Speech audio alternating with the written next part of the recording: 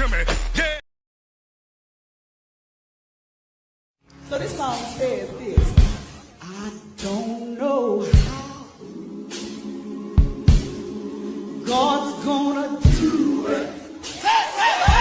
And I don't know when it's gonna be said. Come on, come on.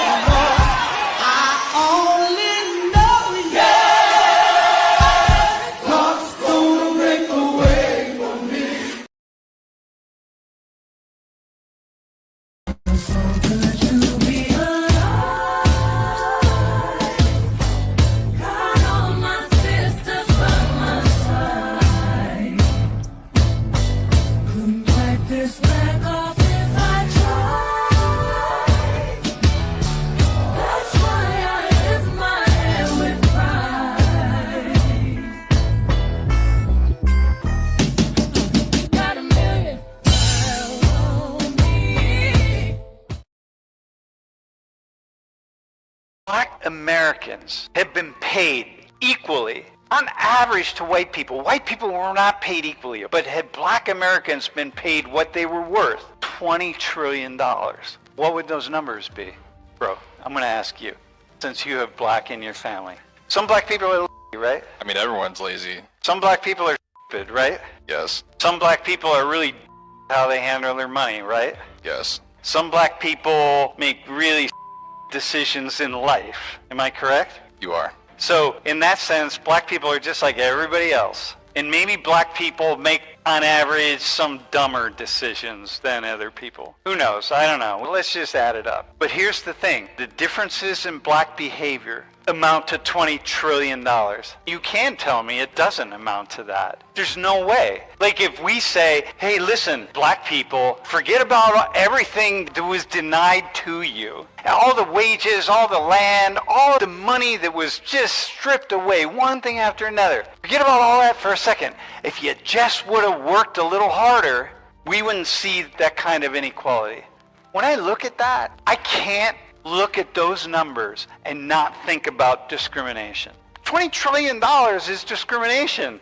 You know what I mean? That's what that is. I'm not a radical leftist, apologist, woke sociologist trying to make excuses for black people. But in fairness, that's a lot of money, man. Everybody else, that $20 trillion, that went into people that look like me. You could call this some kind of affirmative action for my people. Because we didn't give it to them, we took it from them, just like we took the land from Native Americans. Half of all black Americans are middle class. Don't think black and think poor. You have your wealthy black Americans and poor black Americans. So don't just assume think black and think poor.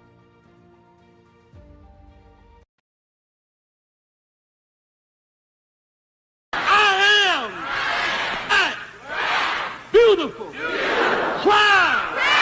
I must be respected. I must be protected. I am somebody.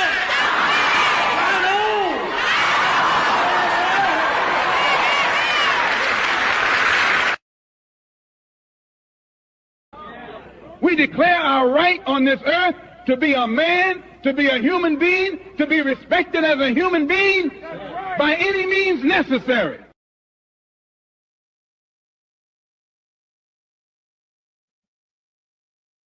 Ladies and gentlemen, thank you for coming to the Johnny Bonner Show. May God bless you. May God keep you. Remember, I always tell you, you come to the show, you're going to get knowledge, wisdom, and understanding, freedom, justice, equality, food, clothes, and shelter, love, peace, and joy. When you get knowledge, wisdom, and understanding, ladies and gentlemen, and you get freedom, justice, equality, food, clothes, and shelter, love, peace, and joy, when you get that, you better off for your wife, your family, and your children. And the whole month, but the whole world comes from the woman, and specifically the black woman. And without women, we wouldn't be here. So we owe them, not just this month, but every month. So I dove in with my producer today, and we have a great subject here. The game is rigged, but you can still win. The game is rigged, 400 years. They never gave us our reparation. Or it's 90-something trillion, not 20 billion, 90-something trillion dollars. So you America, but we're going to get it.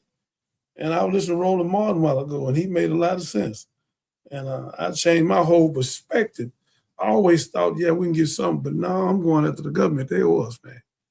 And programs and everything, USDA, everything, grant money, y'all owe us, man. Y'all gave Elon Musk $38 billion to get him. This is crazy. This man a billionaire, and y'all giving him money, man. And we got $2. Y'all ain't gave us 2 cents. Well, y'all cold, man. Y'all cold. I seen this today in facts. Mr. Roland Martin, let me salute you, brother. You're a cold man. So people need to stop saying we don't need the government. The government taxes, all this stuff is ours. So you want to get every dime you can, open up your company and do everything you can until we can get a black shark tank, like they got a white one, like Mark Cuban. He done made 300 million from that, you know. So again, we need to do the same thing. So I appreciate y'all coming out today. It's going to be a different show, and we're going to really celebrate. And again, the game is rigged, but we can still win. Let's go, Catherine.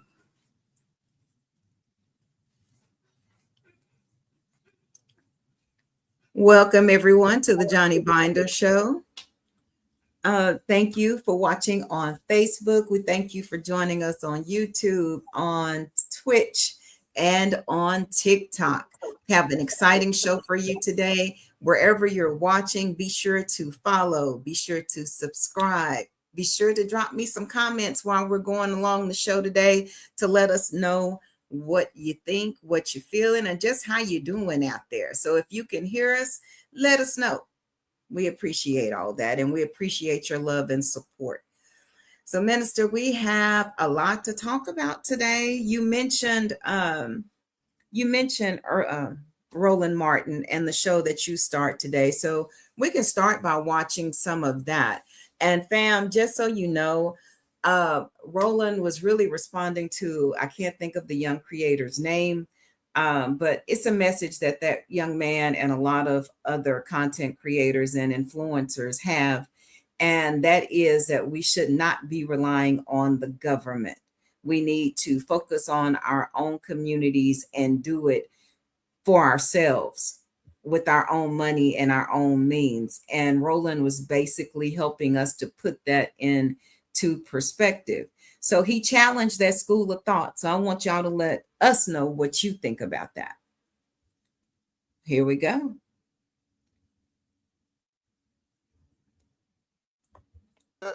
Zachary, one of the things that's interesting to me, and it actually pisses me off when black people fall for this. And so allow me to unpack this. And I had this little black conservative always running his mouth. And I need everybody to listen to what I'm saying right now to really understand this. Let me try to unpack this for folk to really get. When we make statements such as, we gotta do for self, we gotta stop depending on the government. Do y'all know that last year, matter of fact, let me just go ahead, because see, some of y'all might say, I don't know what I'm talking about, but I knew exactly what I'm talking about.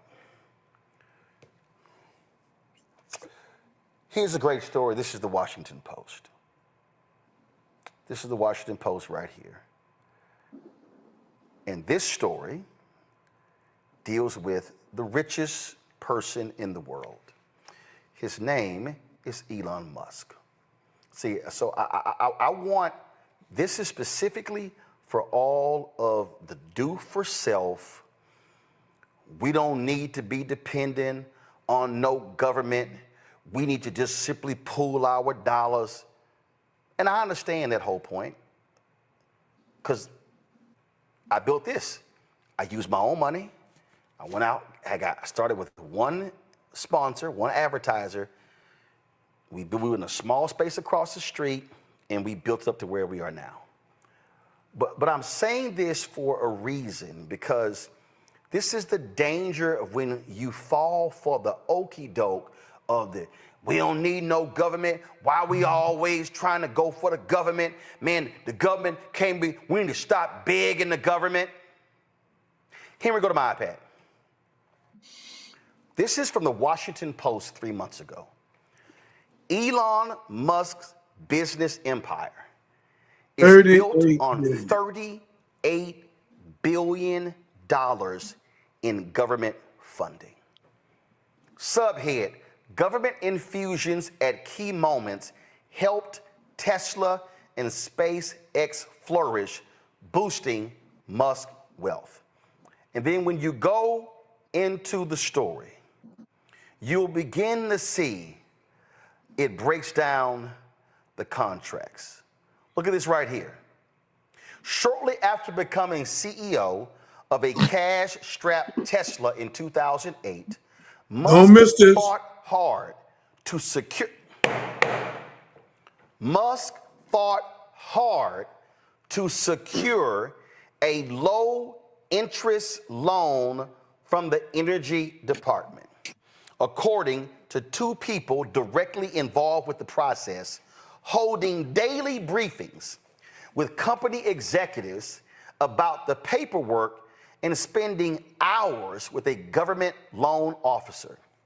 When Tesla soon after realized it was missing a crucial Environmental Protection Agency certification it needed to qualify for the loan days before Christmas, Musk went straight to the top, urging then EPA Administrator Lisa Jackson, who I know her well, to intervene, according to one of the people. Both people spoke on the condition of anonymity for fear of retribution. It says nearly 2/3 of the $38 billion in funds have been promised to Musk businesses in the past 5 years. In 2024 alone, federal and local governments committed at least $6.3 billion to Musk companies, the highest total to date. And you see they have a chart right here. So folks, follow me here. When I hear black folks, do for self, do for self, do for self,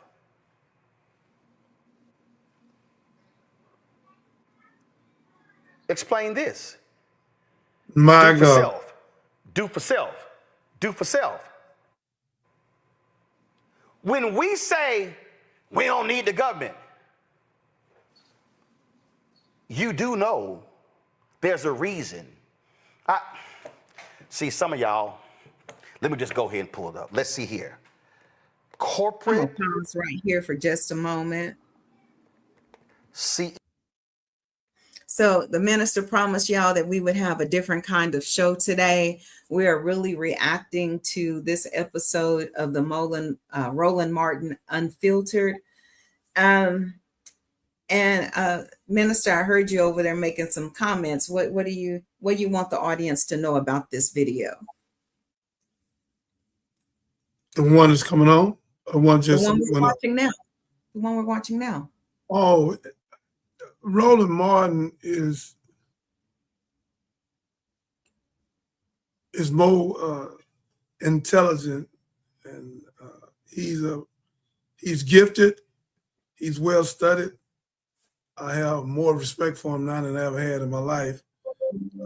He's doing a great job, and that he taught today, I'm gonna put it all over America, because young people and these people need to stop speaking about pull you up by the bootstraps. We don't even have no bootstraps, like Martin Luther King said. What bootstrap? We need the government. They don't make us handicapped. They owe us. So all them USDAs and all them contracts they got. Don't give us but 2% of them. They owe us, and we qualify for anything they qualify. We qualify for it. We have plumbers, electricians. We can build anything. So again, we gonna get some of them government contracts, and as we build these 40, 50, 100 places, you and Kerr and the rest of them, y'all be digging, looking for money, and the money's out there. So Roland made us realize that we should get the qualified people to go with us, to go toward the government and get something out of it and use it wisely. He proved that beyond a shadow of a doubt. The little young guy, he spoke for what he thought, and he had a good speech, but you can't pass up billions of dollars. That don't make sense. So the young man is right in his own way, but he don't know about what Roland teaching. That's another level. He ain't that young. He about 21, 22, 23, 24. So it's almost impossible to know what Roland just taught, because I was on it, but Roland took me to another level. I was only like 4, 5%. I'm at 100%. So me and Catherine behind people, looking for grant writers, looking for people to know where the money at in this city, where we can build affordable housing. We're going forward, and we will be victorious and successful. We got a great crew of people that's going to be on here with us, and got a sneak peek of her on Monday and Tuesday. So we are growing, and we're going to get a major contract where we can go all over the world. And we thank you. But again, listen to President Roland Martin. The young man is gifted. I'm telling you what I know. I know a whole lot on the other end, but on that end he teaching, he just taught me something. So I let me salute you again, Mr. Roland Martin. One day you call me on your show, and together we'll turn it out and open it up for our people, so they can see what's going on. So I appreciate you. Thank you so much. Keep up the good work. Okay, and we'll play bits and pieces of that episode. I'll post a link to it in the description once we put this out on YouTube, just so you can refer back to it. But he broke down, because we like to go around saying that, ours is we have $1 trillion that we commit, or more, that we put into the economy. And he really broke it down that half of that goes to housing. And then we haven't talked about food. We haven't talked about medicine. We haven't talked about insurance. We haven't talked about the other things that we do, recreational use of our money or travel. We haven't talked about any of that yet. And then so that dwindles down our 1 trillion, because we don't even really have that much left to reinvest in our communities. And that's why it's so important to get the grant money that's offered by the government. Take advantage of all of your tax credits that are available to you as well. And file your taxes. That's money. I know all y'all have earned income. Y'all get that beautiful earned income. I don't get it anymore. But, still, that's a rebate that the quote unquote rich have been taken care of. All those getting is all of those loopholes in the tax code that enrich them. So, like the title says, we have to learn how to play the game and flip it. Make it work for us to our advantage, because there's plenty of money out there. You can about build a house for free these days, but you got to know where to go look for the money. So I wanted to play this next clip, and go ahead and get it up here.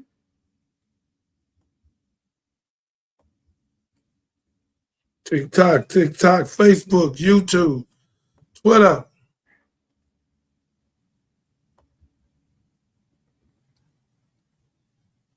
And basically, this clip is talking about the Black tax and systematic inequality and its economic impact on Black Americans, just so we can put it all into perspective.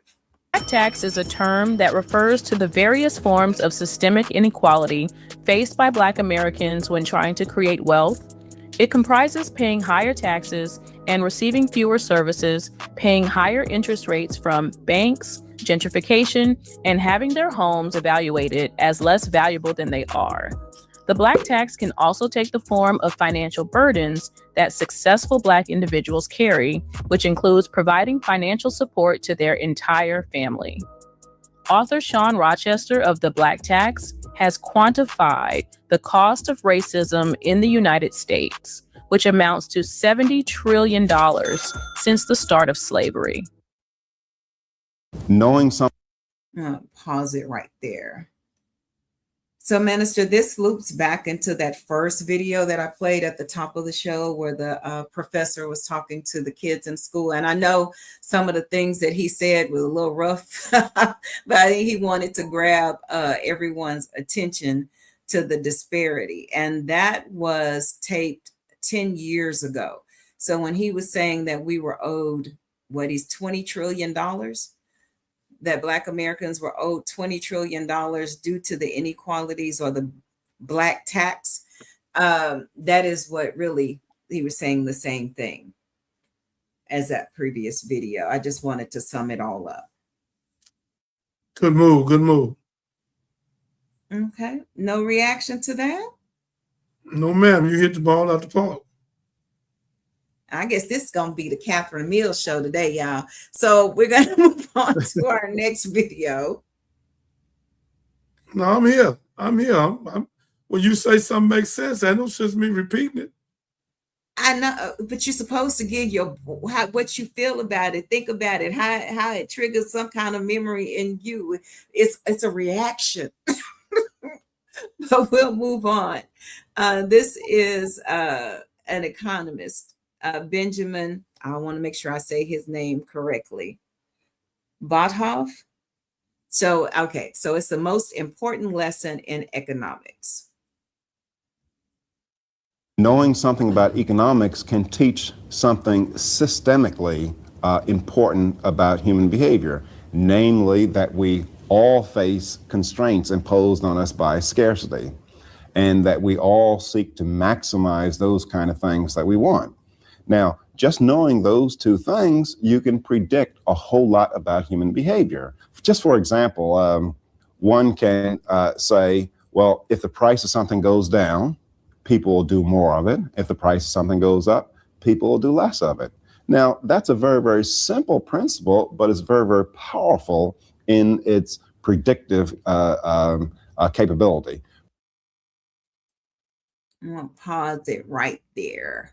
So just want to come back and say welcome to the Johnny Binder Show. If for those of you who are just tuning in, we are doing a little something different today. We both decided we needed to kind of shift away from the types of shows that we've been doing over the last few weeks because we've been reacting to the war, to the files, to Trumpy Dumpy. We've been just reacting, and we wanted to let you guys know that, you know, at the end of the day, you got to keep on keeping on, keep on moving forward and progressing as you will. We got to keep moving, keep our eyes on the prize, and don't get caught up in the wreck. And so we wanted to have more of a solution-based show today to encourage you to focus on the economic health of you and your family.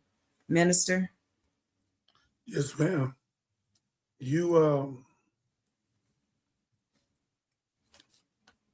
I think that we have to look at this thing in another way where we can be victorious and successful. I like the name we came up with. You know, the game is rigged, but you can still win. So, ladies and gentlemen, it's very serious. We just ain't been treated fair and no perspective in America. America is, for Trump to say, make America great again. We didn't know the impact of that statement. That's a racist statement, because the question is when it was great, when it supposed to have slaves. So again, we don't understand what's going on, and we don't understand that this thing is a pyramid, the 2% at the top and 98% at the bottom. So we have to change this trajectory, we have to do better by ourselves and the people that we're dealing with that want to change it. And that's where we're at tonight with this show. We know what Trump, I said I never call his name again.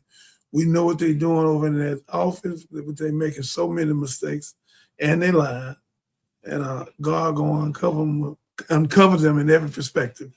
So again, ladies and gentlemen, welcome to the Johnny Bonner Show, where we give you knowledge, wisdom, and understanding, freedom, justice, equality, food, clothing, shelter, love, peace, and joy. So we thank you for coming out. TikTok, YouTube, Twitter, Facebook, all of you. Thank you. Thank you. Thank you. We love y'all out there. And we're going to keep moving right along. Trying to see what we're going to do next. So I guess we're going to go to building Black economic power and defying expectations, because that's what we've had to do all our lives. So when I die, I can leave. Where are we? I just wanted to make sure I was unmuted. So this is Dr. Boyce Watkins. That capital base to my children, and they can use my name to make income. I've got other little brands, like maybe my book, The 10 Commandments of Black Economic Power. It's not some international bestseller that sold millions of copies. No, it's an Amazon bestseller that sold tens of thousands of copies. But that works. That gets the job done. That allows me to give the middle finger to anybody who tells me to sit down and shut up and be quiet, because we got this. We have a capital base. We have a home base we can lean into, and we're more proud of this capital base than we would be by being associated with Nike or Google or Ford or whatever. And Nike, Google, and Ford have an advantage. They've been around over 100 years. I can't wait to play this next story. But I wanted to speak on that for just a moment. So, Minister, you've had a lot of businesses.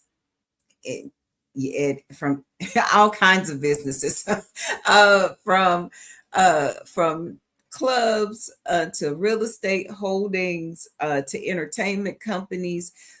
What is the biggest lesson that you can share with our audience as far as business and Black economic power? Just be if you're gonna do, I'm gonna say something. Ask that question again. I'm going to say something very powerful. It's like over all the businesses that you have owned and ran, what advice can you offer us about what you've learned and Black economic power? Well, we got to learn how to support each other. And we got a bad habit. Captain Hughes been on the last 10 years saying spend Black. Take a day out, 2 days out, and go to Black organization and spend your money where we can empower each other, because we're spending 1.3 trillion, 1.7 trillion with Massa, and they give us nothing back. And like Roland said, we spend almost 600, half of that on real estate, but not real estate we own. I wanted really Rose Martin to come on about that. I don't know the percentage, but a lot of it's rented. If we buy it, we need to pay for it in 10 to 15 years, ladies and gentlemen, because when you do 30 years, you're giving them $200,000 to $600,000 in principal and interest. You're going to pay for the house 1 or 2, 3 times. So we have to learn the trickery out here, and it's out here. So you and your wife, you and your girlfriend, whatever, can pay their house off in 10 to 15 years and do it. Double the notes. Stay out of Galleria. Double the notes. You don't need no Chantel Paris. Pay for your house where you and your husband, you and your boyfriend, whatever, own it. So you can be successful. Then take your money and invest in real estate. Invest your money into a girl's home, a boy's home, a cleaner's, become an electrician, a plumber, a roofer, welding, where you can make over $100,000 a year, you and your wife, where y'all gonna be victorious and successful. So that's what I want to say about business. We have to learn how to work together and stop backstabbing. We got a devil on one shoulder and an angel on the other. Both suggest us all the time. We must learn to be wise enough to recognize the voices and follow the angel. While I'm talking to Facebook, TikTok, Twitter, and TikTok and YouTube, we have to learn how to love and respect each other. And that's my subject today. Let's love our wives more. Let's love our women more. Let's love our children, our elders more. And we see what's going on in that Oval Office. It's a bunch of madness. TikTok is madness. It's a bunch of madness. We in an unjust war right now. So it's a bunch of madness. But again, as she asked the question, the greatest thing is unity. And whoever you're going to open a business with, open it up and put everything on the board where they can see what you need, where you at, and where they can see where they're at. And that way, when y'all go into a relationship of a company, it's just like a marriage. You can you know where his weakness at, where your strength at, and y'all can help each other grow with y'all giftedness. And if one of y'all have a prodigy in you, they just keep growing and being successful. That's what we do. We need unity. Unity is like atomic bomb. So we're going to go and be in business, be an entrepreneur. And you that don't know how to be an entrepreneur, then you invest your money with somebody you trust that is an entrepreneur, like my guy did out of Galveston, Roy. Now he's rich, built his house on the ground, everything. He put his money in a restaurant and it blew up. So again, ladies and gentlemen, ain't nothing we can't do, but we need to work together and honor and respect ourselves. We definitely need to do that. Thank you, Ms. Catherine. My pleasure. But I have another question for you, because watching Roland Martin, it made me think about your dad. Didn't your dad have a contract with the city of Houston way back then? He had a contract, but not with the city of Houston. He had it with a bunch of millionaires. Walter Missioner,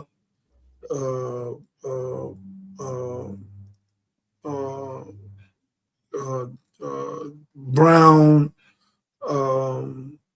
We had contract with billionaire companies, so we was building manholes and inlets.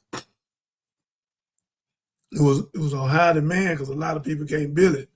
It's hard to build. You got to really know what you're doing. They got prefab now though, and then you'll come in and patch with it go, and then if you need to go up or something. But yeah, it's a big business, $1 billion business. But my father taught me I was throwing bricks in the hole at 7, 8 years old. And then I finally became a master brickmason at 13, 14 years old. And 15, 16 years old, I was running my father's construction company, John and Byron and Son Construction Company. So by right, I should have kept it, but in my ignorance, I didn't. And I don't know, I might just open up a John and Byron and Son Construction Company. I don't know yet, since Miss Catherine put it on my mind, because I can do it in my sleep. So again, the contracts are there. So again, we want y'all to make a lot of money, because we're going to open up in 5 years 100 vocational schools from our movie and other monies we make and other people that's going to be associated, because the devil gave us something to do, so God got to give us something to do. And that's why this vocational school is so necessary, needed. Indeed. And I wish Mr. Wade was on here to talk about the monies that are available to us to help us start our businesses. And Mr. Wade is a very knowledgeable man. He teaches diversity. I don't want to say diversity and inclusion. I don't know what we call it now because they abolished that department. But I brought that up to say, don't think that there is still money available for disadvantaged businesses. That's what they're calling them now.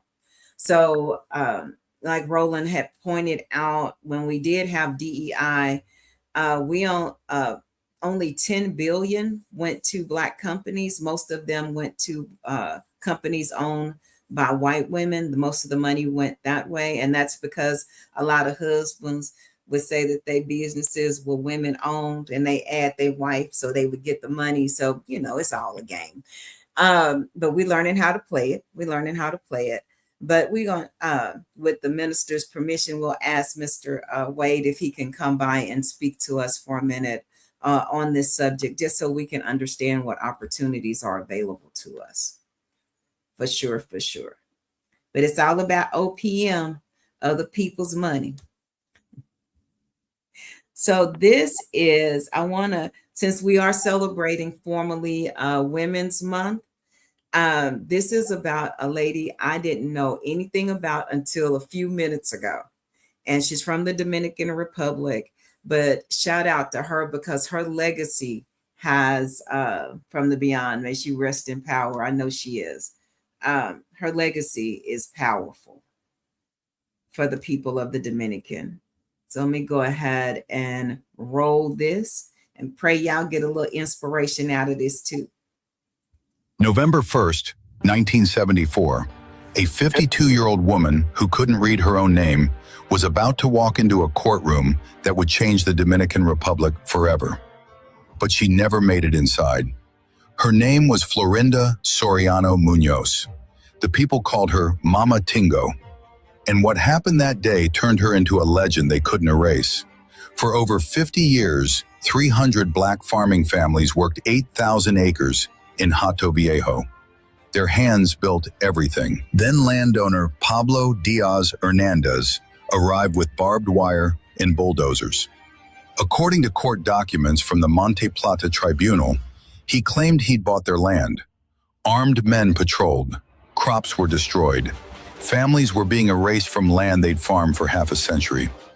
Mama Tingo joined the Federation of Christian Agrarian Leagues and became their voice.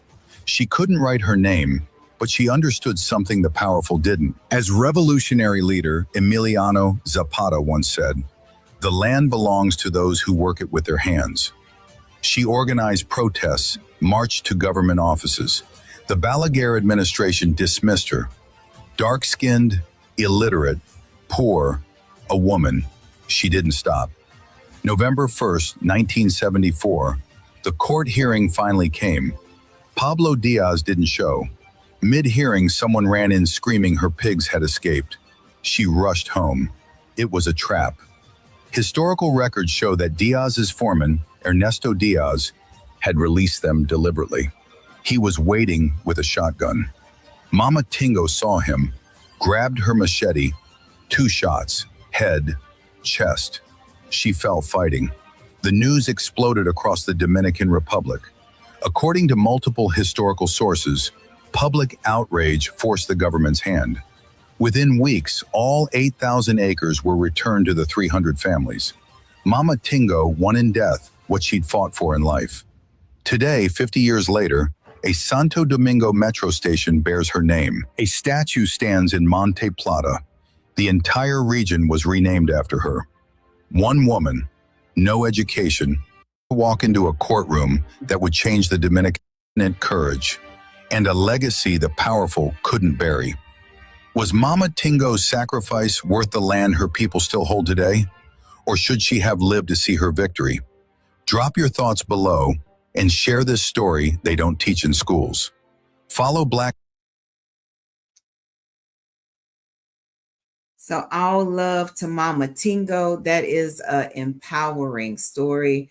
It lets us know it doesn't matter where we come from, doesn't matter what level of education we have, because we some educated Negroes now in this country. It don't have how much knowledge you have or what you starting with. You can make a huge difference. Our legacy outlives us. And sometimes your legacy is not monetary. It's just the knowledge that you pass down or the courage that you have. So, I want y'all to remember Mama Tingo's story. We have a lot of work to do, fam. We have a lot of work to do, and we have to have the courage to do it, especially in this particular society that we find ourselves in today. And we're not oblivious, like I said at the top of the hour, we're not oblivious to what's going on in the world. But we got to plow through it. We got to find a way to make it through it. And with God's help, we shall do that. And we'll be prosperous at the end. And we're going to be better off because of it. But we are resilient by nature.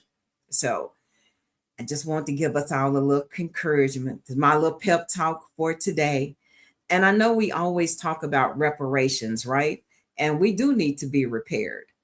But one of the key reasons why we haven't been is because it wouldn't just stop at that particular payment. It would require for the United States to go back and look at all of the money that was made over time. And remember, in this particular video about Mama Tingo, my favorite quote was, "The land belongs to the people that worked it with their hands." Who worked this land with their hands? Who? Not to sound like an owl, but who? It was our ancestors. It was us. We worked the land with our hands. This and the Native Americans. I'm taking that away from them at all. We're all inclusive. We all part of the same family, but we own this land for the most part, especially those down in the South, or had their ancestors primarily in the South. So that's the problem, fam. We would own that land. We would own that land. And that's the part that they have a problem resolving, because a lot of those wealthy landowners back then, those have turned into major corporations. So it would be a huge transfer of wealth. And that's something that they would have to do very carefully, very carefully. So I don't know if it's going to happen in our lifetime. Maybe in about 5 generations. They were like 5 more generations would have to come and go before we would be able to see anything move forward. But we'll take it incrementally, one step at a time, because that's what it's going to take, just like Mama Tingo, one step at a time. So I don't know where y'all would want to go next. Let's take a look and see.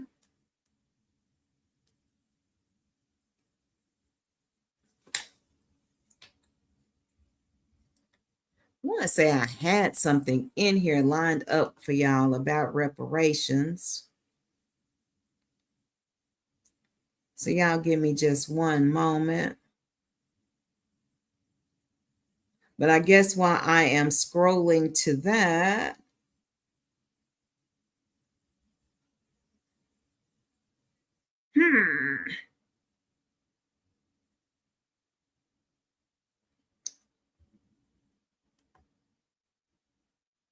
we'll just go here. We'll have another Black History moment. We got to remember, y'all. You got to remember. They burned down the largest Black-owned hotel in America and charged the owner with starting the riot. June 1st, 1918, J.B. Stratford opened the Stratford Hotel in Tulsa, Oklahoma.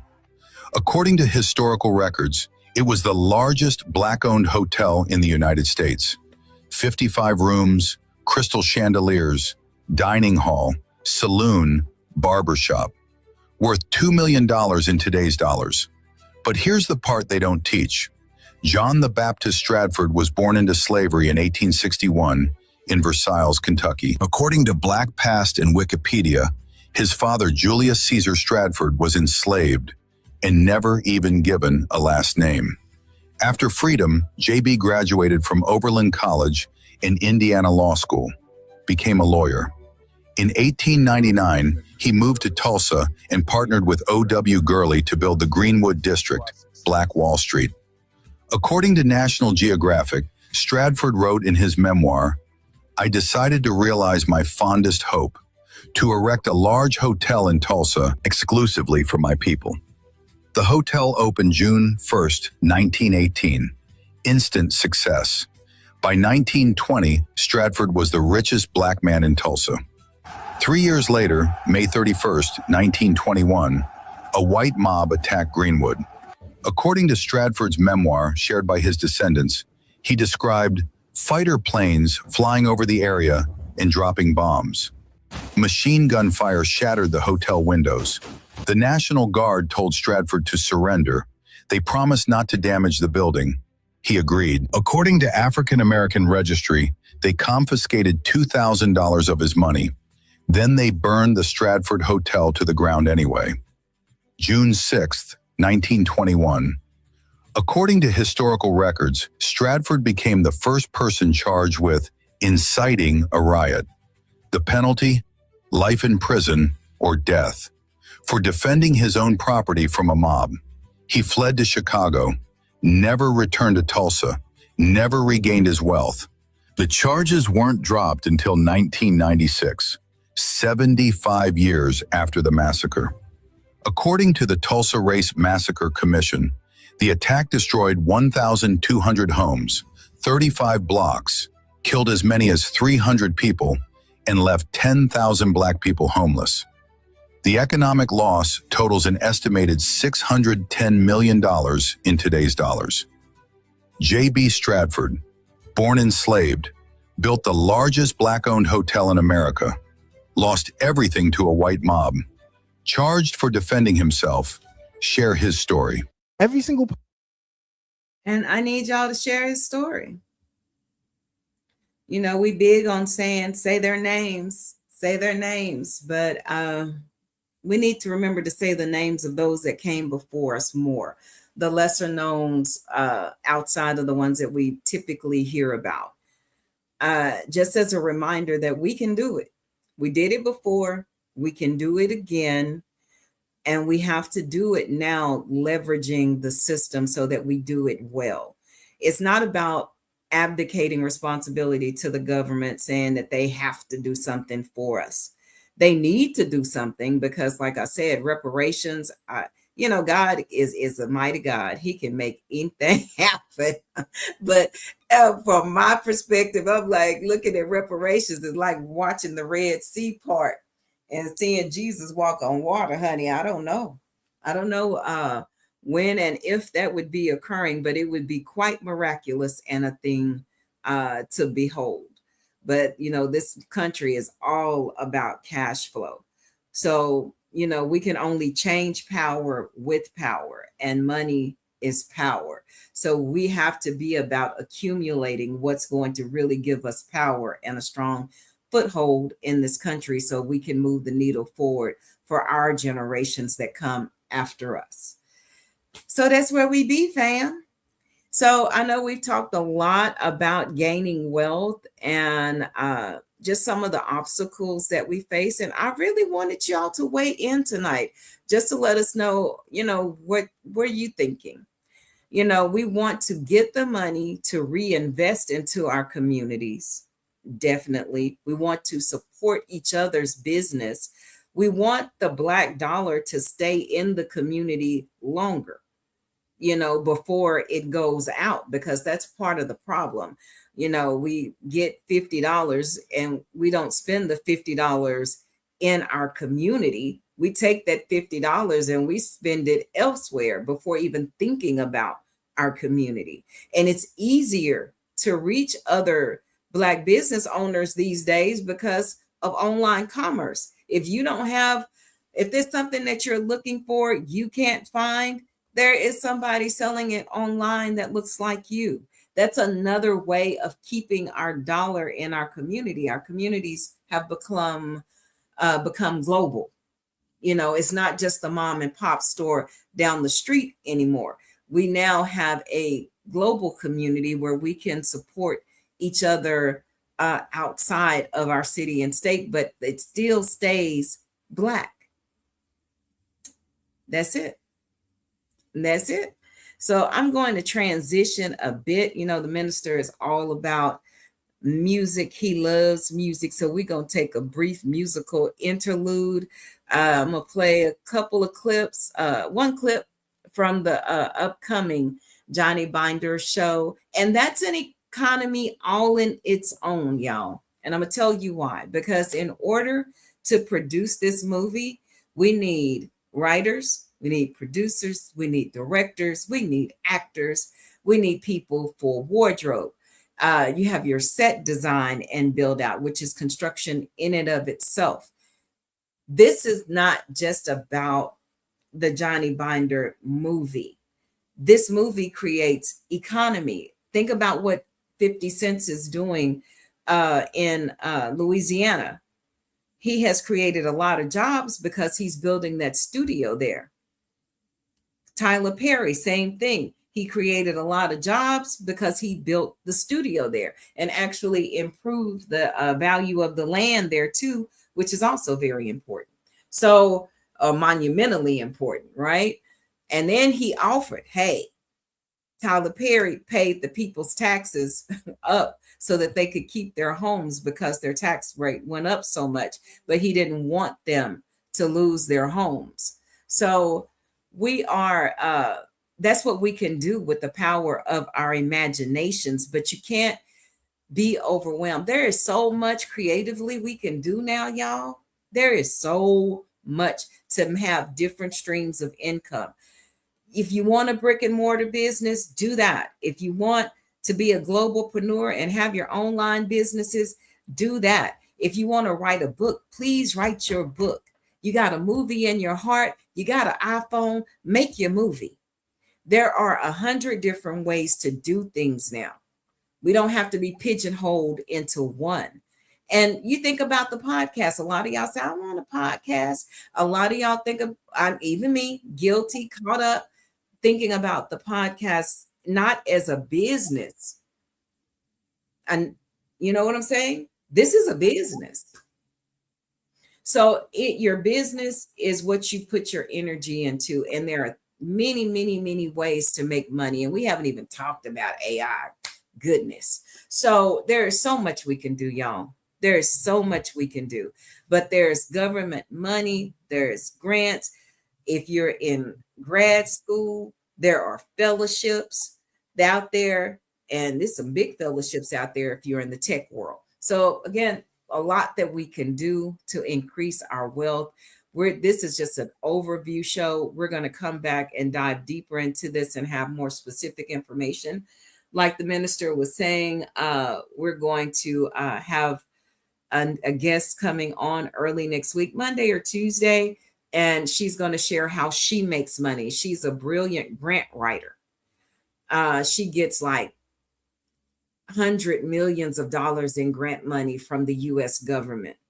And she helped, man, phenomenal lady. Can't wait for y'all to meet her and be inspired so we can share the information. This is a knowledge transfer, not just the Johnny Binder show, as we're going to come on here and talk about Johnny Binder, which is fascinating in and of itself.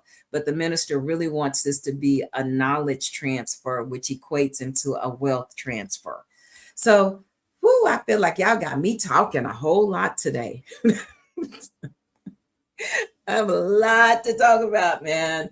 We have a lot to do, fam. We got to be on our business. We must be on our business. So, like I said, for those of you who are in the music industry, be creative, but don't neglect the business behind the creation. Lot to do, fam. Whole lot to do. So let me get back over here. And speaking of, I'm going to start this segment out with a new Johnny Binder clip. It's a real short one. It's featuring Mr. Lee 713 and Lil Kiki.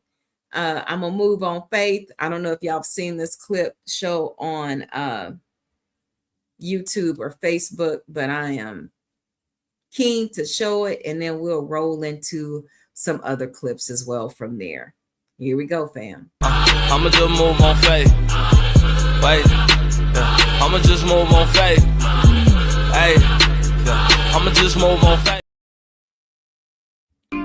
Hey, watch how I come at him on this one here. Watch this here. I spit fire. I know you feeling it burn. There's no such thing as losing. You either win or you learn. I ain't got time to be around y'all. When that trumpet sound off, America is at a downfall. In the books, that's where they hide the information. Black power, I'ma ride when demonstrating. Loyalty, I ain't got time for infiltration. Ask God, how can we survive inflation? I hope you're ready for this Holocaust. When every state is open carry, they gon' usher in martial law. When the dollar drops and the economy crashes, will they riot in the city and burn it to ashes? But you too busy worrying about who in the White House. The whole time you can't see because your lights out. When you understand the government played us, then you realize only we can save us. One nation, one people, one unit. the revolution. We all strapped, then we gon' shoot 'em. This ain't a game, it ain't no time to play around. The end is near. Nigga, you gon' either fight or lay down. I told them you gon' either love me or you gon' love to hate. I keep my money in the shoebox, cause I don't trust the bank's big pressure. And they gon' feel it today. The real value of something is what you willing to pay. The flow is hard. Hard like cement. And I'ma keep it coming like semen. When politicians get a disagreement and they start beefing, they all commit treason, exposing dark secrets. They all write books so you can know what they thinking, but niggas will never know it cause niggas don't like reading. I put it in my music, hoping that it reach you. Don't need to graduate, I'm just hoping that it teach you. It's getting crazy. A 10-year-old shot the block up, can't even read, but he know how to load a clock up. This energy, I know you feel it in the air. I'm broke, but I identify as a billionaire. Shalom, nigga. Ah! What's your criteria for picking out a good lawyer to represent you? Making sure he's not a sellout, making sure specifically know what he's doing. Because, I beat 2 capital murder cases. I picked both of my lawyers out. Me and Ronald Ray, we won 30 felony cases in less than 40 days. I'm the first one with Willie Garrett, the big-time lawyer with 3 airplanes in Jacksonville, Florida. I picked him, flew him down here. I won the first hanging case in Conroe. No one in America has ever won a hanging case but me.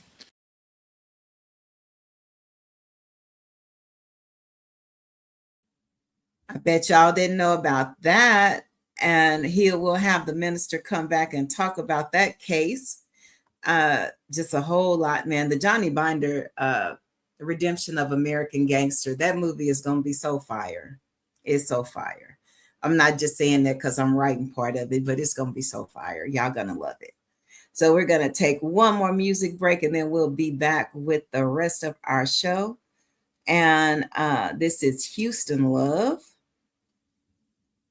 And here we go.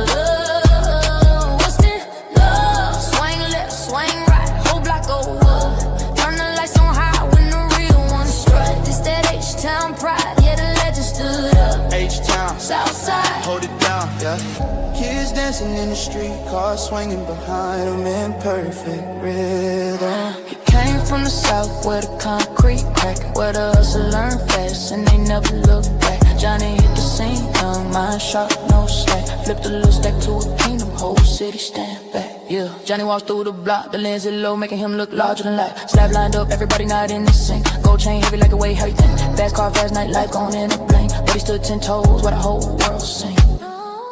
Then the feds took him, storm came, no warning. Blue lights in his face like a cold Texas morning. Judge slammed the gavel, future look foreign. But even locked down, he stayed real, never mourning. Beat that in the love, where the bass so loud, make the concrete buzz. Johnny came up from the mud, now the city show love. We don't break, we don't bend, that's Houston blood. Houston look love, swing left, swing right. Go up, yeah. Turn the lights on high when the real ones strut. It's that H-Town pride, yeah, the legend stood up. Whoa. 10 years passed, but the fire stayed burning. Came home wise, a whole life keep turning. Finding the Jeremiah, that's the tables were reversing. Hood looking proud, cause the OG merged, yeah. Body shaking hands with kids, neighborhood cheering. Drone circles around them, like he the center of gravity. Talk to the youth, now don't fall in them traps. Life hit hard, but you hit right back. Ain't soft, ain't preach, still built for the map. Still walk like a down when he step with the strap. But the city respect him, cause he real no act. He the proof you can rise even when life's tracks. Every street walk down, feel like he a track. Whole H-Town, see a legend when he looking back, yeah. Why are you shooting your brother? You're shooting your goddamn brother because you don't love yourself. Psychologically, you don't love yourself. We're trying to save black young men, black young women, get them out the damn street. and stop them from committing suicide with the same song, Headed for Self-Destruction, and fight the goddamn power. We need to do something with our children. Y'all need to change your rap around and say something to these children, because you've been a part of it, letting these people trick you, talking about you gangster. How the fuck you a gangster and you shooting each other? That's not no gangster, that's a goddamn fool. Shooting each other is not a gangster. And all young people listening, all you rappers listening, Cal Wayne been working with y'all. Turn your music around. Let's save lives, y'all. And we're back. My God, my God. Let's save lives. You know, excuse me for cursing on there, but I'm talking to them hard-headed young guys, so I had to say something to them to make them realize that you're not a gangster. Y'all think shooting each other is a gangster. Going to prison make you a gangster. You want to see your gangsters? Go to Las Vegas. They got their suits on. They cleaned up. Go to Atlantic City. They cleaned up. Yeah. Yeah. You got to clean yourself up. Shooting and hurting one another, not a gangster. The game out, God in, man. I already proved to you, man. 80 and 90% of your camp, they snitching. So get out of it. It's over. Invest your money into something. The drug game is over. Snitching is in. Stop. So get you some kind of business. If you don't know how to run a business, you'll know enough people that know how to run a business where you know how to invest your money with someone you can trust. And real estate is the hottest thing going. And then you can get gold now. I have a lawyer that can work with you to get you the gold. I won't call his name, because gold now $5,000 an ounce. You can get your children foundation. You can get you a daycare. And then we can open up these vocational schools where you can be a plumber, electrician, welder, stuff like that, carpentry, masonry. And we want to get 100,000 young guys, because over 1 million young ladies get kidnapped in 10 years. And we have to do something about it. We can't keep sitting around not doing nothing about it. So we're going to do it ourselves on this one, Roland. Now we'll look for the government to give us some money to go with what we have. I don't have no problem with that, but we got to do something about it. And ladies and gentlemen, Catherine, you've done real well tonight. Real well on this first hour. Thank you so much for leading and going forward. Women can do that. They can lead and go forward and be victorious and successful. You always want some smart women around you. They can.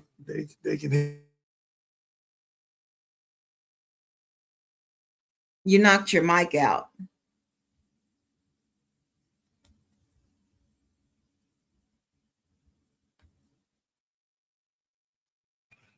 Is it back now?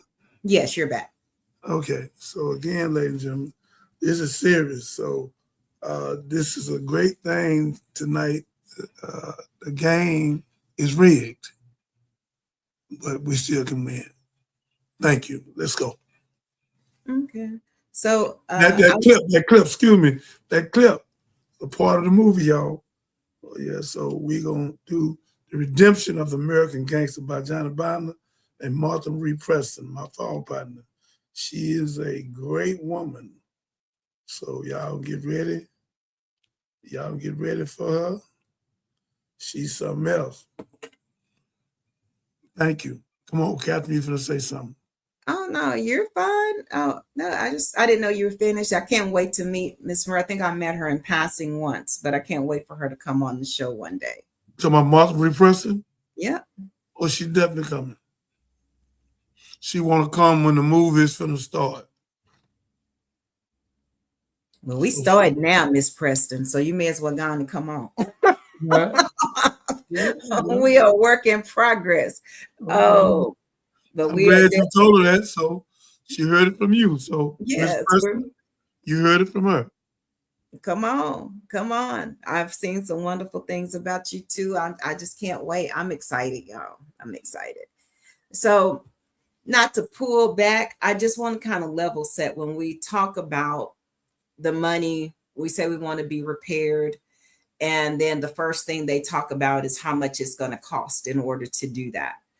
And that it could, did they ever say it could bankrupt the country? Some foolishness. But I just want to put what could bankrupt the country? If they pay us reparations. It would bankrupt the country. You think so? They owe us $92 trillion, not billion. They owe us over $100 trillion. Well, okay. What's the deficit? I need to Google that and look at the deficit. Yeah, but it don't make a difference. They don't have to pay us all at one time. They can pay us though, but they can pay us. They need to do that. So, I'm gonna play this one clip with Jeffries speaking to the Senate about how much we're spending on this current war that's not a war. I don't know what they're calling it today, but here we go. We're at war now in the Middle East, spending billions of dollars to bomb Iran when Republicans refuse to find a dime to make health care affordable for the American people, to make sure that everyday Americans can go see a doctor when they need one. This war has not been authorized by the people's representatives. So to put it in perspective, they can find money, quote unquote, when they want to.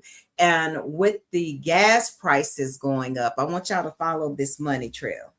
Who do you think invested in oil when this started? Or is investing now since this war started, and how rich those folks are going to be throughout this process, because oil prices are escalating. And we've seen this administration do this time and time again, where they manipulate the markets in their favor. And like I said, we've been reactionary to a lot of points, because I got a couple of coins there somewhere. I could have bought a share or a fraction of a share, because we can buy options. We don't have to buy a whole stock that costs, I don't know what Amazon is trading for. We'll pretend like Amazon is trading for $1,000 a share.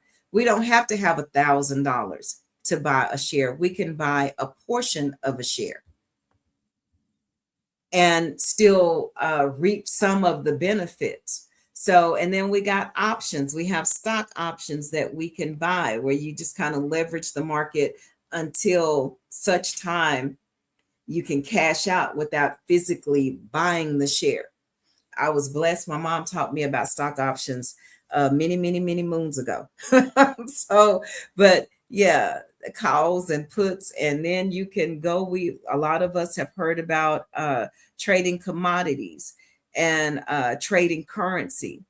And that's a big thing now. I haven't even looked at the market to see how the dollar is performing against other currencies since we've started this whole war thing. But always remember, everything this country does is dollars and cents, period, point blank, no discussion.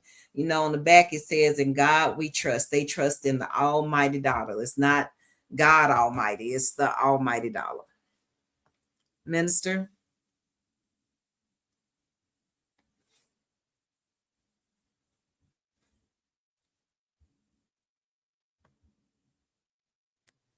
Let's go to the next clip. I'm ready to roll. Let's go. All righty. Well, let's see what we have, y'all. Oh, I know you'll love this one. So you can give us an idea of how a real country takes care of its citizens. And to think that Muammar Gaddafi may have lost his life because he wanted to help us in this country.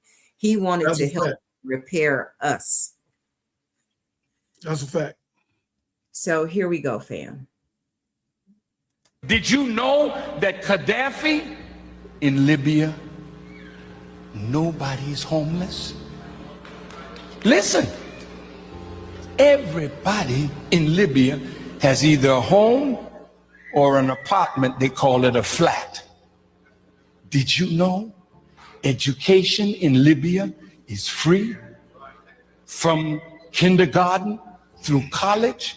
And did you know that if a Libyan wanted to come to America to be educated, the government in Libya pay for their education. Did you know that? I was there when he opened a $500 million hospital with 18 theaters for operation. I was there, and we went when he was making their own medicines. See, this was a man that gave free medical attention to all the citizens of Libya. And if Libya did not offer that kind of medical attention, they could fly anywhere in the world and get it. And the Libyan government would pay for it. Did you know that? No, you didn't. Did you know that from the oil money, every Libyan citizen got a stipend every year? And did you know that that man had no debt? Everything in his country was paid for. See? Now, when you got a man that did that for an African nation and was trying to do that for all Africa, how do you think Europe felt about it? So, fam, when they say it can't be done, it can be done.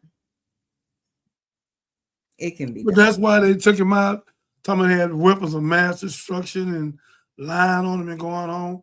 And also, the minister's talking about the currency. He was changing the currency where America would have no power on the currency, which is going to happen anyhow with China and 50 other countries. The American dollar is going down. Canada dollar is more valuable than ours. So again, we are most unpopular now behind the guy that's in the Oval Office. Like I said, I ain't calling his name. So if the people don't know now to get him out of there, I have no more to say. Starting the war, never went to Congress. He didn't go to Congress because he couldn't sell it. And you already know why he started the war. It's a distraction. Because he's trying to get away from them files. His name in there 1 million times. His name in there 38,000 times. So he's trying to run from it. But he's going to run into it. Mr. Trump. Oh, no. I apologize, God. I don't want to call your name. I don't want to give you no credence. The office that the man hold, God is coming after you, sir. You have a curse on yourself. That's why when the people ask you, was you going to heaven? You said no. You have a curse on yourself. And you're not going to repent and atone. You're not going to step down and apologize and walk away and take Vance with you. Yeah, so again, your ignorance and your stupidity and your narcissistic and your arrogance, you got a special racism. I'm trying to call a name of one you got, systemic racism.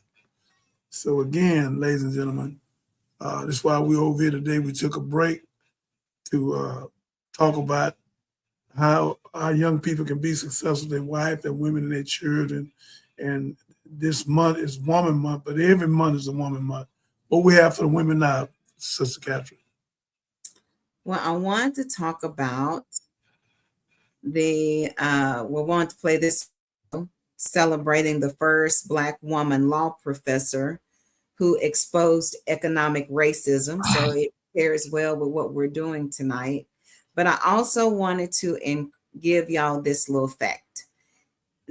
Out of all of the attorneys in the United States of America, only 2% of them are Black women. Oh, that's beautiful. That's something to think about. 2% of them are Black women, but it's our children that are being locked up and at alarming rates because we're really not in a place to where we can influence the system. So for all my sisters that are going to school right now in undergrad, if you are older and you got a burning desire that you want to go into law and you actually want to be an attorney, go for it. We are so needed, and I'm feeling so convicted right now. I'll tell y'all why after the video.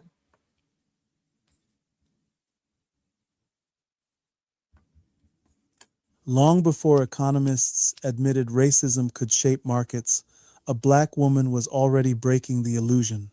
In 1897, Lahi Lidle became the first black woman law professor in the United States. But what made her dangerous wasn't the title, it was the argument. She challenged the idea that economic systems were neutral. Lidle explained that racism doesn't just insult dignity, it restructures opportunity. It limits access to credit. It distorts black purchasing power. It weakens enterprise before competition even begins. This wasn't symbolism, it was material. At a time when capitalism was treated as colorblind, she showed how racial exclusion quietly rewired markets, deciding who could borrow, who could build, and who could fail. She was doing this before modern cost of living studies, before mainstream economics had language for systemic inequality, before the wealth gap had a name, which means black scholars weren't late to economic critique. They were early and they were precise.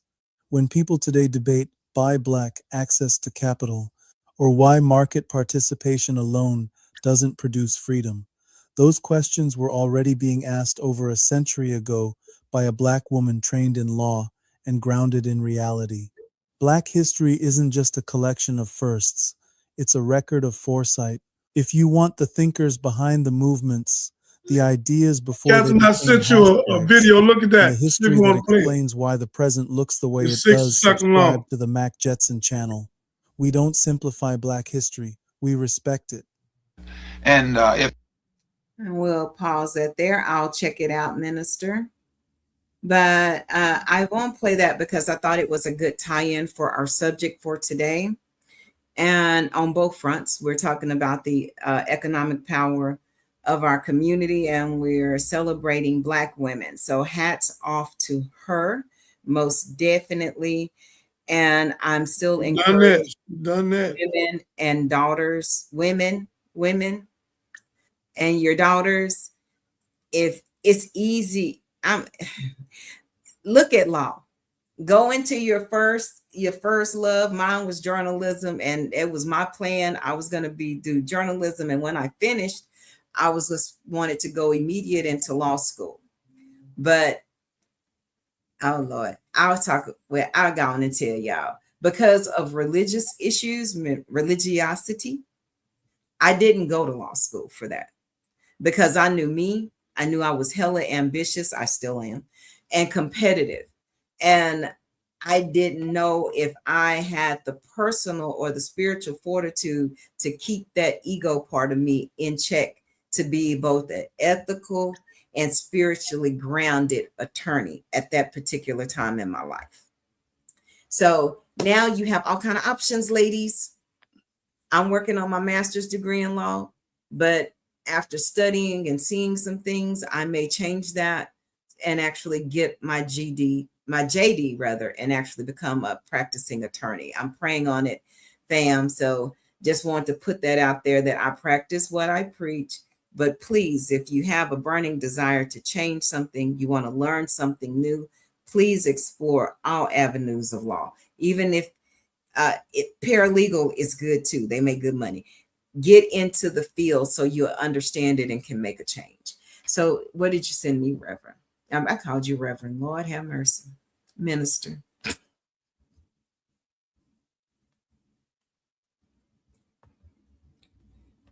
You have any comments so you can allow me time to get this teed up, sir? Yes, ma'am. I'm loving what God doing tonight. A lot of good stuff is going on, and God is going. Everybody that has hurt our children, everybody has hurt these women and children, have taken from them and did them the way they had done them. God, oh, this is about the women. Let me send this to you. Okay, I can't do, this is kind of, it throws the show there. I just sent you a good one, but this one's better than that one. It's about the woman here, brother.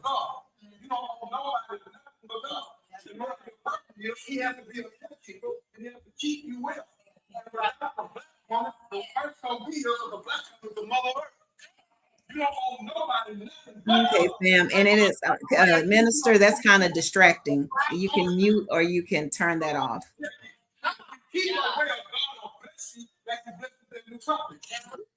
Oh, you want to play something about yourself? I got it.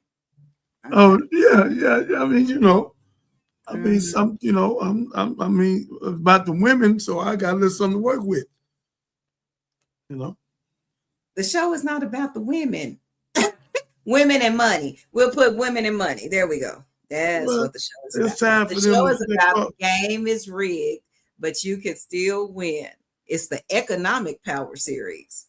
Yes, ma'am. It's our time. You know that we've been. Tyler Perry, if you listening to me, and I know you are, because all y'all celebrities listen to me, but y'all can't admit it. Okay, if you could turn that down, please, sir. Or place yourself up, or mute your mic. Yeah, I'm gonna help you out. Millionaire.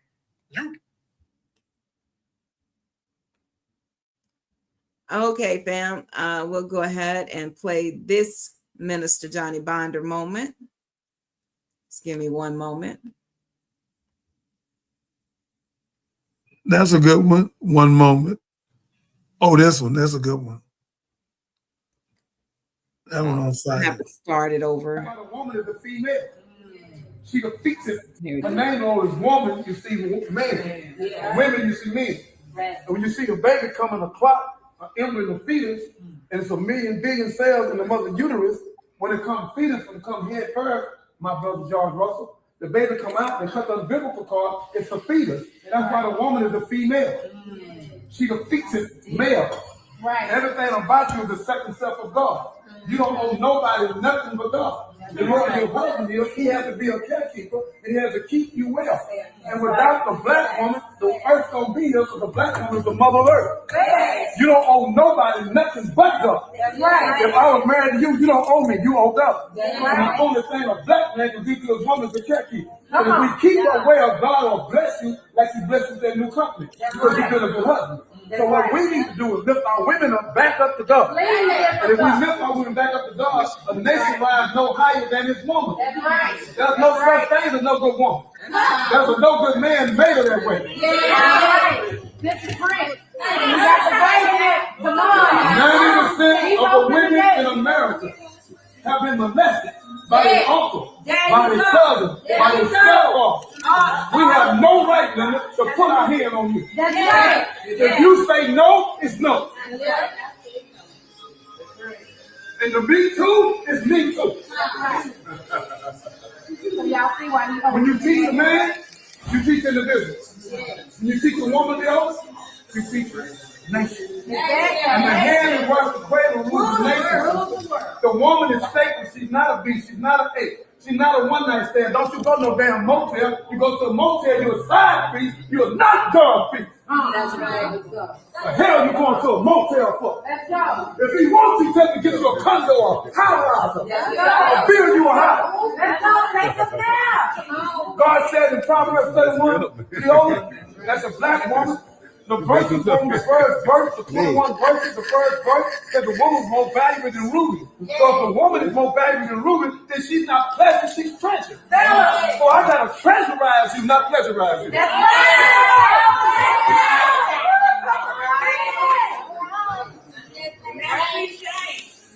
So that's what's wrong. That's what's wrong with us. Listen to me. God got involved and say 2 in the bed and 1 is enemy. If you were a male, that's an enemy. When you were a man of God is the walking manifestation of God. And your womb is R-E-P-L-I-A-C-A-T-I-O-N. Your womb is the replication of God's universe. The word history is his word. The word library, they lie and they buried the black woman. They don't want you to know who you are. In 1623, you can Google it. The strongest warrior in the world was a woman by the name of Nainga. For the Nubian queen, she was the strongest warrior in the world. Not Shakazulu. Not Marcus Garvey. Not Elijah Muhammad. Not Jack. But the strongest warrior in the world was a woman. And they don't want the black woman to know who she is. You're a warrior. You can't give up. It's not about you, Lord. It's about young girls that's looking at you. You've been doing this 10 years. So you got to put your wings on and let the young women surround you so we can be multi-millionaires, so we can have Black Wall Street where it has 600 businesses. I fear for the lives of the American. My God. Ladies and gentlemen, I wish I knew what part 2 was of that. I've been trying to get part 2 of it. I don't know where it's at. I done offered money. I did everything. But I was talking to a bunch of professional women in River Oaks.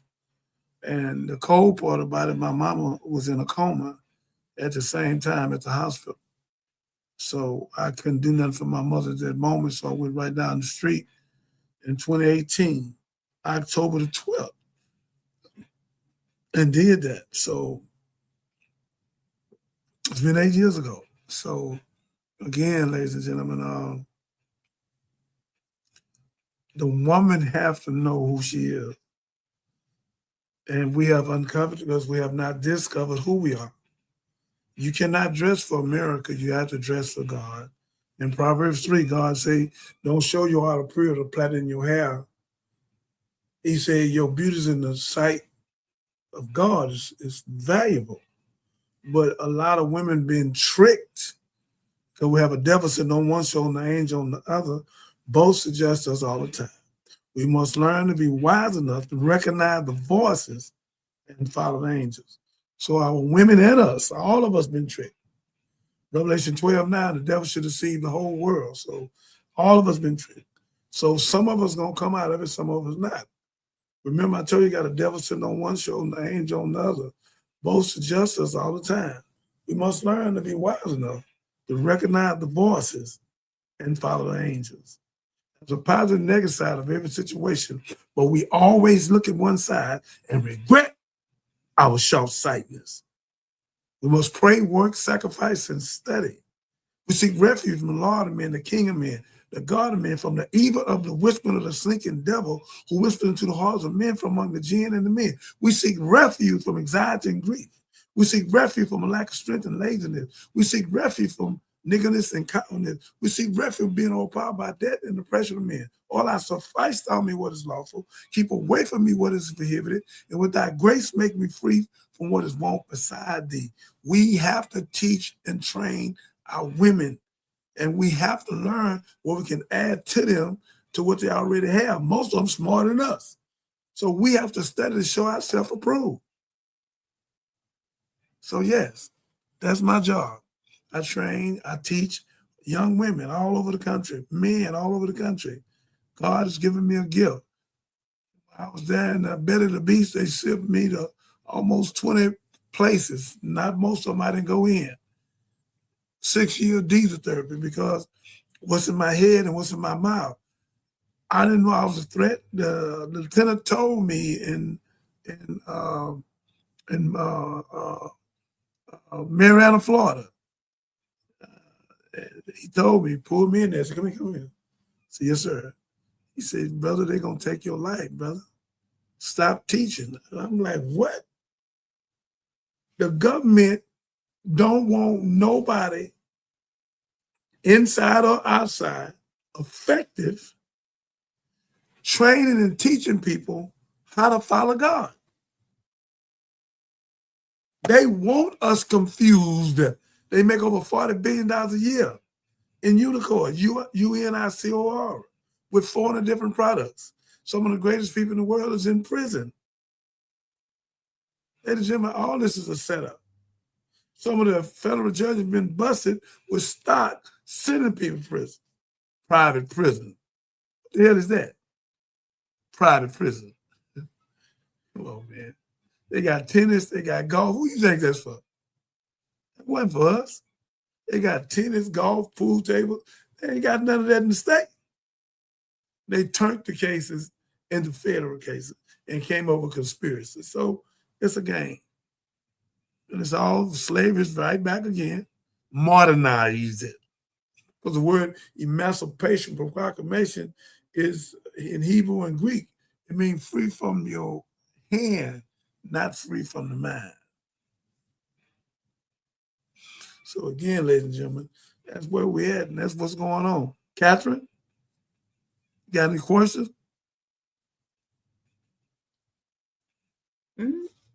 Miss Catherine? I'm here. I'm here. You have any questions? I guess so we all know Somebody, and we got some people laying back looking at us in the. No, we have people looking at us online. Hi, audience. Thank y'all for joining us today. I see you, YouTube. Please make sure that you hit that subscribe button and click that notification bell so you'll know when we go live.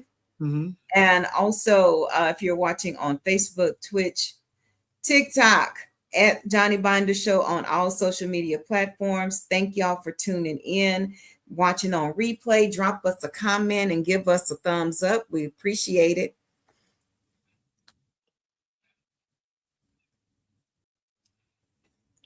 And the subject again. The subject of today's show is the game is rigged, but you can still win. We've been winning all our life. I say we, meaning I'm speaking for my ancestors too. We always winning, or we wouldn't be here. You want to see a miracle? You go by and you look at yourself in the mirror. You are a miracle. That means that your ancestors' genes survived the trip over from the ship, or however they got here. And they survived Jim Crow. They survived slavery. They survived it all. And we're still here. We're still here. It's a miraculous miracle for us to even be alive.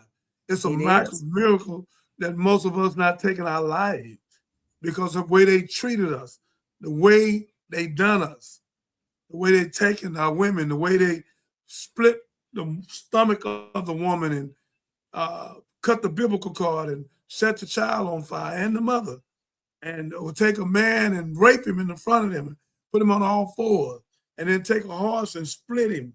So, ladies and gentlemen, y'all don't know nothing about no slavery. It's still going on today. We're not free. We run to the club, and the club has 100 in the game, and the club means you've been clubbing the head. I own 4 clubs at one time. I'm telling you, it ain't nothing. And if you take all the women out the club, it's shut down. Because you go get your alcohol from a liquor store. They there for the hunter and the game. The woman is the game, the man the hunter. I'm just going, it's a lie. It's a lie. That's why they have women's night and all that. They're trying to get the women in there where they get the men in there. Now they got hookah pipes everywhere. Everybody got hookah pipes, about 80% of the club. So they done tricked us with distractions. This is the biggest distraction right here, this junk. They done tricked us to distract us from God with the Xbox and Grand Hotel, with this television, one-eyed idiot box. So we've been tricked. And now we're hurting one another, taking each other's lives. And a lot of us don't know how to teach our children because we ain't been taught ourselves. You can't give a child something you ain't got. And when you got babies having babies, it's really hard to do because we think it's all right for a little baby twerking. Go, baby, go. Go, baby, go. All you do is turn your baby to a dancer. Go, baby, go. And she, go, baby, go. And she about 4 or 5 years old. You tell them to go. You lost your mind, man. And now we have uncovered because we have not discovered who we are. We dress like a dog. You catch a dog, he dog you out. What you mad about? You knew it was a dog when you got him. Put your clothes on, woman. If a man wants you, let him want you for intellectual, not your flesh, but your best. This your best, not this. This gonna fade. This ain't. Come on, y'all. Let's change this thing around. It's in the Bible when they said, what we're gonna do with the women.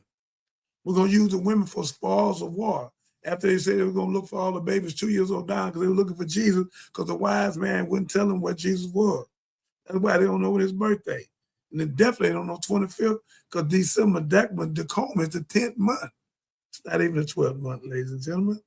We've been lied to. And Santa Claus will never show up. Santa Claus is coming. And we spend $1 trillion on a myth and a lie.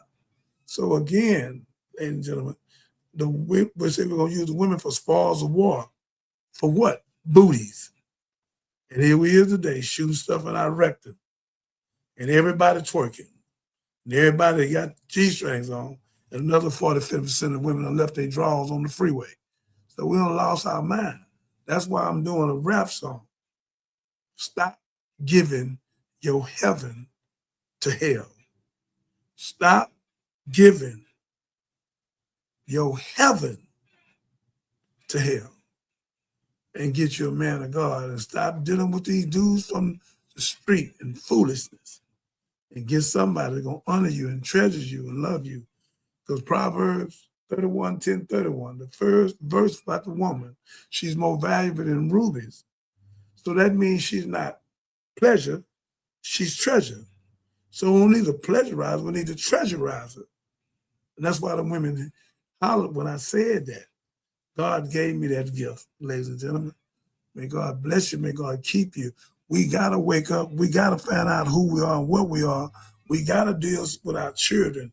We gotta deal economically. We need our own private banks. We need our own private credit union, our finance company, and we need our own water companies. We have to do for ourselves and build our own subdivision. We need to take over more farms. We have to do for ourselves. Yes, we're gonna get money from the government and get all we can with them. Roland Martin is 1,000% correct. And the young guy he was talking about, the young guy didn't mean no harm. He was teaching from his heart what he thought. Don't do nothing with the government. Man, please. The government owe us, brother. And it ain't enough for us gonna come together like we did with the Wall Street, because they scared to death of Wall Street. But a man over in Atlanta opened up Black Wall Street. He used $24 million and opened up a whole market. He has a market where you come in and shop and do stuff. So again, I salute him. Then you got 19 beautiful Black women, bought 500 acres, and turned around about another 500 acres while I was there. They bought a Catherine 1,000 acres. They built a whole city right outside Atlanta. 19 Black women. You see the power of that woman? No 19 Black men has ever done that. You hear me talking to you? I do. I'm listening. With Harris, with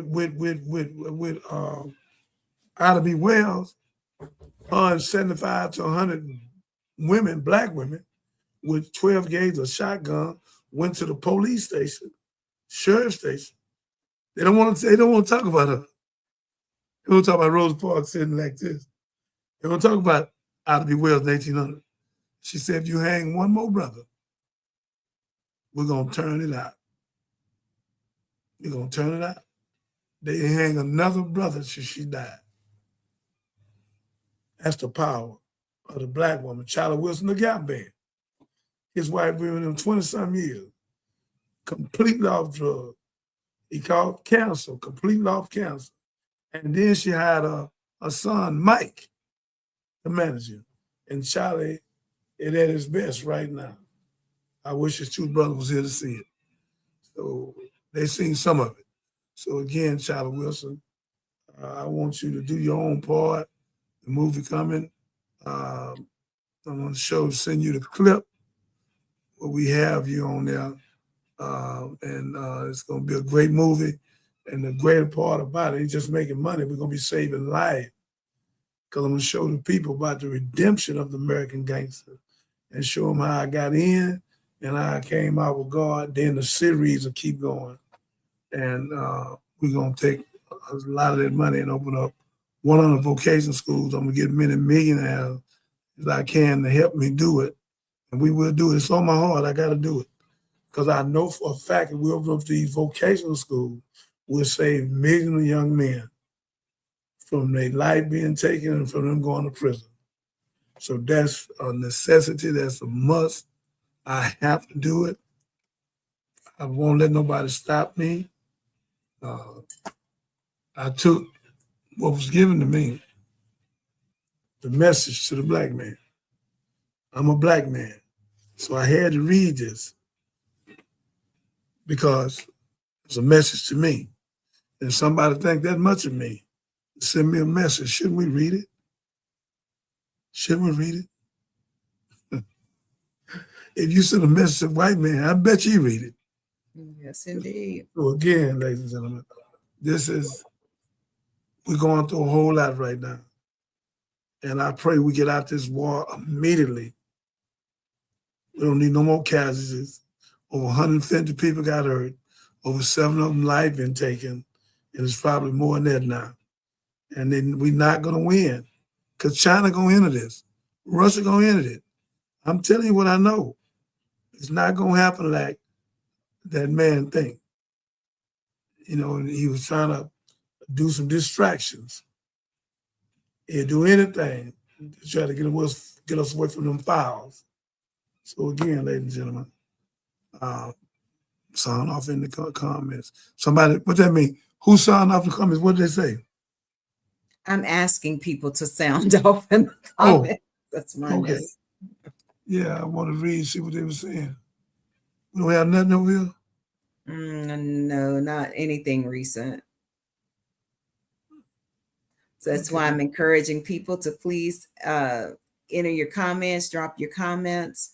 Yeah, and we appreciate those who have been participating in the live from Facebook and YouTube, Twitch. Sometimes y'all tune in. I need to see more. Let them know we don't need about 70, 80 more people so we can monetize. Run that commercial that you have for that, and then talk about it. Okay. Well, we're going to take that to the end of the show then, because as we're winding down, we do want you to please, y'all, like, subscribe. We're almost to our first benchmark in YouTube. So I think the minister says we need about 50 more people, I believe. Maybe we'll call it at 100. About 100. We got a few minutes right here. Let's talk to them about it. We got 142. All right. We can talk to them for about at least 5 minutes, 6 minutes. Talk to them. Show them a commercial. Let them know how important. We got 3 minutes, and then we'll run the commercial. We've been on here long enough. We got 3 minutes, then we can run the commercial. But what I want to tell y'all is, man, we've had fantastic growth on Facebook. Shout out to Facebook. Y'all keep on sharing the message over there, sharing the channel. We appreciate all of y'all's input and you taking time to watch us when we come on. And for some, well, I know why. I'll be frank, fam. So because of what we talk about a lot of times, they monitor us. And so some of our content has been suppressed since we started. But we are starting to pick up traction again. They're showing us more in the algorithm. But if you would please just take the time to go over and subscribe, show them how important this channel is, show them how important this message is, and that despite everything that they've tried to do to stop us, we're still going strong. We're still going to make it. So yeah, I need probably about, we'll call it at 100. I need 100 of y'all to go over and please subscribe. We're going to show YouTube how important this channel is. So we're going to continue to grow and thrive. We have some great things coming from you guys, but you don't know if you don't subscribe. So please take the time to do that. And I would gratefully appreciate it. And so does the minister. And that's where we are right now. That's where we are with it. That's where we are with it. They're always watching. Are they watching your words? Oh gosh. Yeah, watching closely. You know what, minister? We're out of YouTube trouble. We got in trouble. YouTube put us on probation, y'all. I'll be honest with you. I'll keep putting it all out there. That's how closely they monitor us. And we just passed the mark. It was the 7th when our timeout would have been up. So I don't want you to think I'm exaggerating. So those of you who want to do content creation, I always know they watching, they monitoring, and they quick to tap you on the hand. So Is that what you want me to tell them, Minister? Please go support them, show them how important the Johnny Binder Show is by subscribing. We would appreciate it very much. Very much. We done put a lot of work in. We started with Willie D from the Ghetto Boys. He opened the show. Catherine had a commercial with it. I hope she show it. And we'd appreciate every time you subscribe. You helping us save a life. So again, we would appreciate it to the highest respect. We done put a lot of work in the last year and about 8 months, and we've been having this show about 5 months, 6 months, about 5 months. Because I looked at Willie D thing the other day. It was 7 months when I was with him. So we had him about 5 months. So we appreciate you. And tonight would be a good night to go over to YouTube and subscribe. Just about 70 of y'all, please. And I put it all over your page. Tell everybody we need you. And every time you subscribe, you're helping us save a life. We appreciate it so much. Thank you. Indeed, fam. So we're going to go ahead and just play one of our promotions so you'll know what the Johnny Binder Show is about. And then when we get back, we'll sign off officially. Here we go.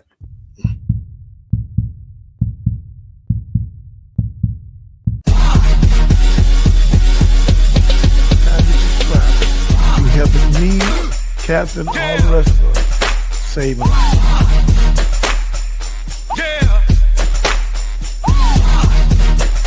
To me, yeah. So y'all celebrate us and help us open up vocational schools and save our kids and our kind. You don't want to do that. You want to sit in the back like a house nigga, a fool, and do what you do. Because I have 5,000 heaven-making angels around me. And anybody come against me, God is going to destroy them. I can name all the people that come at me. God has destroyed them, have created problems in their family. Yeah.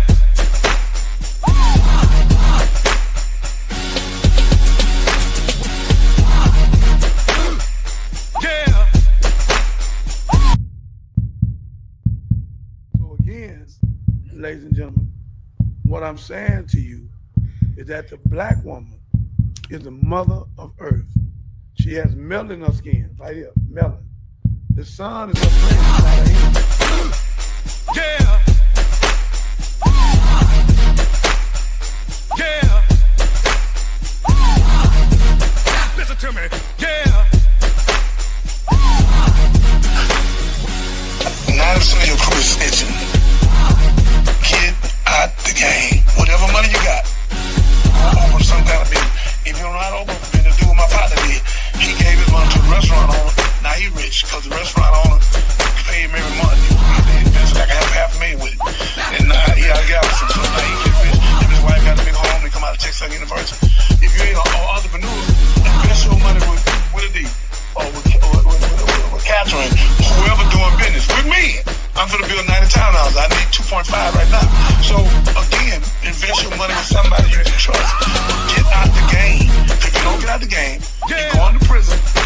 And 85-90% of the time you do, when you get out, you be dead. Yeah. It's not worth it. So this Johnny Binder talking to you. Listen to me. Yeah.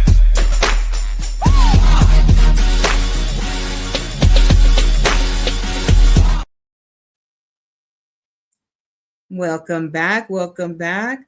We had a great show today, Minister. Thank you so much. I just wanted to touch the people.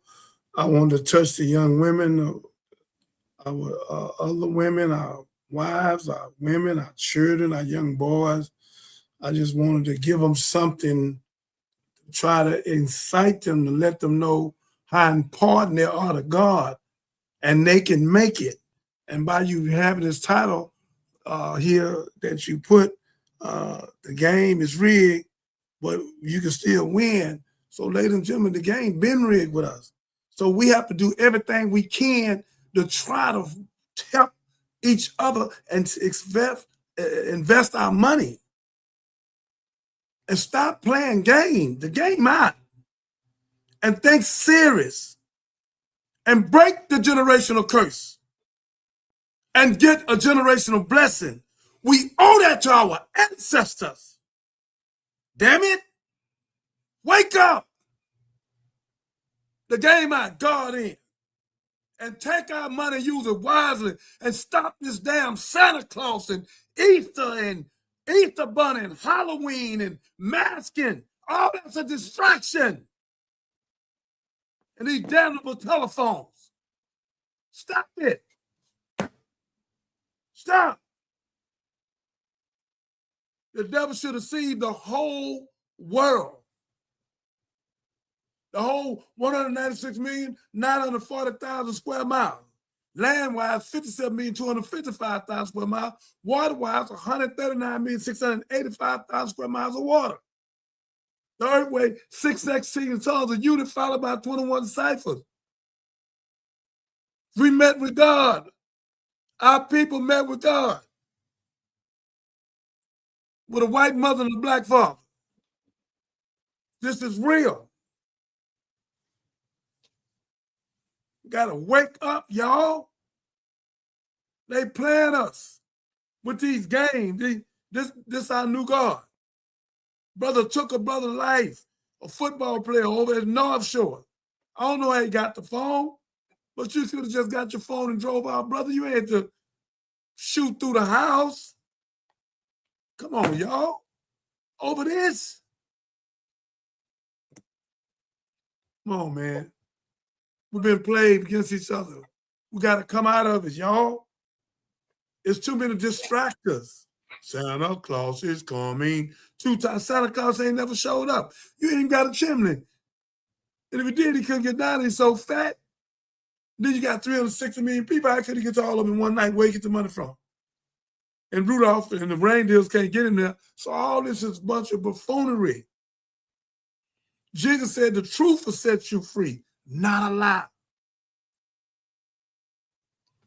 So again, we have to wake up mentally, physically, and spiritually.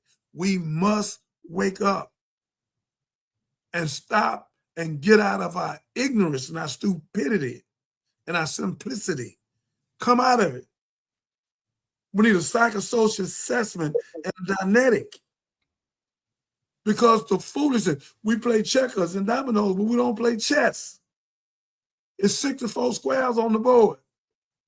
16 pieces over here, 16 over here. They got the brightest piece moving first. They got angel food cake white, devil food cake black. Come on, y'all. Come on. It's a con game, a Ponzi scheme, a pyramid. But they say we got in 1619, 1 year for Plymouth Rock. That is emphatically allowed. We got in 1555. We subtract 1555 and 1619. That's the 64 squares on the chessboard, ladies and gentlemen. Teach your children to play chess. It's not a game. It's make them think. Make them think. They got a movie out about chess. It makes you think. Domino, checker, and cards don't make you think. The chess make you think. And if you put that black woman, that queen, in her place, you'll never be checkmated. Come on, y'all. We can do it. We got to do it. We owe it to our wife, our women, and our children, and our elders. And we owe it to our ancestors. May God bless you.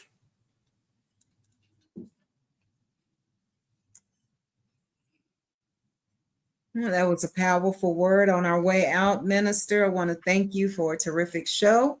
And fam, we love you. We're going to keep it positive. We're going to keep it pushing. Again, y'all take healthy breaks from the news if you're indulged in that. It's a lot going on in the world, but in the world, we're in the kingdom and God is greater. So with that, I love you and we'll see you later.